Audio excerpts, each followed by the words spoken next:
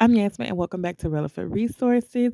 On Relevant Resources, I give job tips. I help people get jobs, and we provide an array of career services, also some with our partners. So make sure you like and follow for more if you like this type of content. My top three interview questions and how to answer them. Why do you want to work here?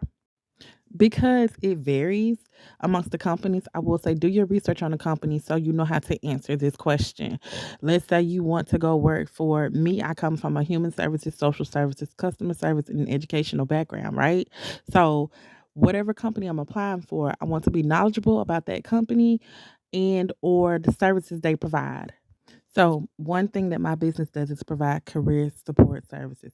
So, if I was interviewing for a role and it says, "Why do you want to work here?" I would say, "Well, I've been working in career services for about 3 years now. I've worked with company A, company B, company C, and I've gained a lot of experience. I do believe that based on my experience and the needs of the company, I will be an asset to the company by X, Y, Z." Number two, tell me about yourself. When companies ask you to tell them about yourself, do not get too personal. Do not say something like, "Oh, yeah, on the weekends I go to the casino and I do." No, keep it professional. So let's say I'm applying to be a foster care case manager, and during the interview they say, "Hey, can you tell me about yourself?" I would say, "Well, yes, since about 2016, I've been working in child welfare up until now in different roles. I've been on the CPS hotline. I've been a foster care case manager. I worked as a resource development specialist, and I'm currently SAFE certified to write home study reports. I've carried a caseload of children, up to 50 children with approximately 20 parents, and I enjoy the work I do. I have a bachelor's degree in criminal justice and a master's degree in clinical mental health counseling.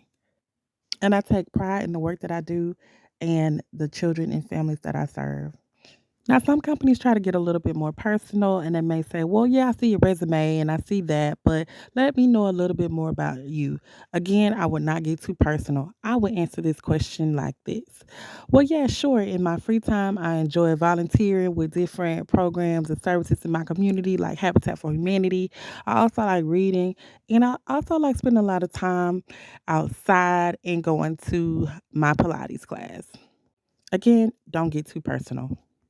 And another thing, always keep your personal business to yourself. I get on so many different jobs, and the first day people meet me, I know about their children. I know about their families. I know about their cats. I know about their dogs. I know about their grandma that just died. I know about everything. So when y'all get to these jobs, stop telling all of your personal business. Okay? You never know how people will use it or try to use it against you. Number three, do you have any questions for us? Always have a question. I repeat, always have a question. So here are some questions that I always ask. And again, I'm not a master interviewer or anything like that, but I have had a lot of jobs and I use my experience and expertise now to teach you all and coach you all on how to get jobs. So my first question would be, could you walk me through what a day looks like in this position? Because I'm going to be honest, you may have the same job at 2 different places, right? You may have been a foster care case manager at company A and then a foster care case manager at company B, but company C may do things totally different.